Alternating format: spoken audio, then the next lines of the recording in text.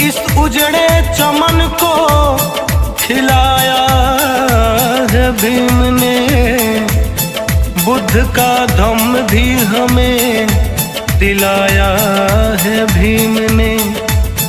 कसम भगवान बुद्ध की हम कब के मर गए होते, मगर तूफानों में भी चिराग जलाया है भीम ने।